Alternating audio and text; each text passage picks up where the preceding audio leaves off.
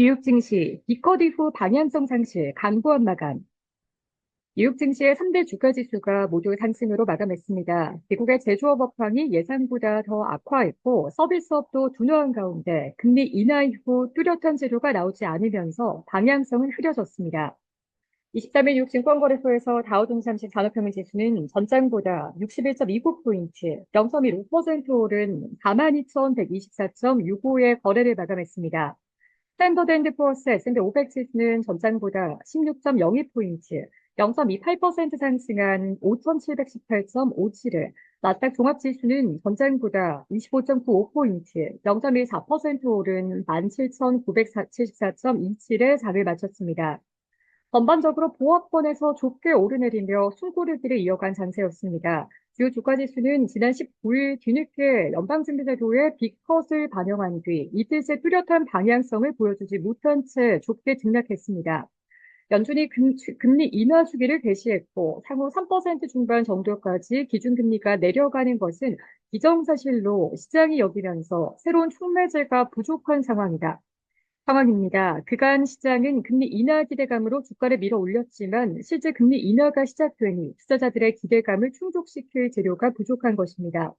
5월 미국의 제조업 및 서비스업 구매관리자 지수 PMI가 악화했으나 시장에 큰 영향을 미치지는 못했습니다. 고용 냉각을 이유로 금리 인하에 나선다고 연준이 이미 밝힌 만큼 업황 둔화도 연준의 예상 범주를 벗어나지 않기 때문입니다.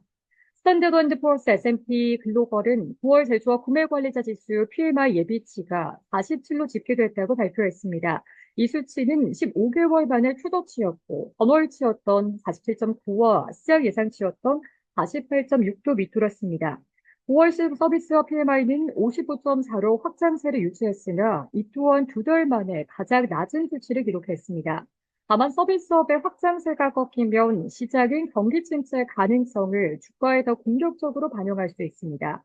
코페이의 카이 샤무타 수석시장 전략가는 투자자들은 고용시장의 완화가 연준 정책을 이끌었고 비농업 고용 지표는 상대적으로 작은 변화만 있을 것으로 크게 베팅해 왔다며 하지만 이 같은 가정은 잘못된 것일 수 있고 그럴 경우 변동성 로드맵은 다시 짜야 한다고 말했습니다.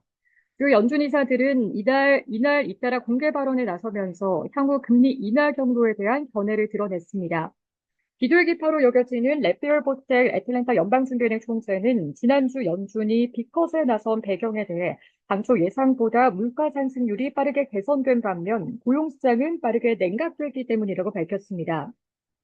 그는 내 판단에 우리는 인플레이션에서 충분한 전진을 만들어냈고 고용시장은 충분히 냉각되고 있다는 점을 보여줬다며 연준 정책 금리는 여전히 제약적이고 중립금리를 향해 가야 한다고 강조했습니다. 또 다른 비둘기파인 오스틴 굴스비 시카고 연은 총재도 이날 연설에서 경제 연착륙을 위해 더 많은 금리 인하가 내년에도 필요하다고 거듭 강조했습니다. 이는 최근 빅컷을 단행했음에도 미국의 금리가 여전히 20년 내 최고 수준이라는 점을 짚으며 경제 열기를 식히고자 할 때라면 금리를 현 수준으로 유지해야 하겠지만 경제 상황이 지금 같기를 바란다면 그렇게 둬서는 안 된다라고 말했습니다. 그러면서 경제 성장을 자극하거나 제한하지 않는 수준의 중립금리가 실현돼야 한다고 주장했습니다. 반면 매파로 분류되는 밀카시카리 미니애폴리스 연은 총재는 앞으로 나아가면서는 데이터가 크게 바뀌지 않는 한 균형을 맞춰서 더 작은 걸음을 내디딜 것으로 예상한다고 밝혀 금리 인하 속도가 느려질 수 있다는 점을 시사했습니다. 어제 기술 기업들도 보합권에서 대체로 움직인 가운데 테슬라는 4.93% 뛰었습니다. 이날 1세대 반도체 기업 인텔의 주가는 3% 넘게 올랐습니다. 최근 실적 부진으로 고전하던 인텔은 퀄컴의 인수를 제안하고 사모펀드의 아폴로 글로벌 매니지먼트가 최대 50억 달러 투자를 제안하면서 주가가 상승 탄력을 받았습니다. 마이크론 테크놀로지는 오늘 25일 실적 발표를 앞두고 주가가 3% 가까이 올랐습니다. 뱅크 오브 아메리카 글로벌 리서치 전략가 권호성은 미국 증시는 최소 2015년 이후 가장 불확실했던 연준의 날을 최상의 시나리오로 통과했다라고 말했습니다. 시카고 상품거래소 패드워치툴에 따르면 연방기금 금리 선물 시장은 마감 무렵 11월 연방고객시장위원회 회의에서 기준금리가 50bp 인하될 확률과 25bp 인하될 확률이 반반 수준이었습니다.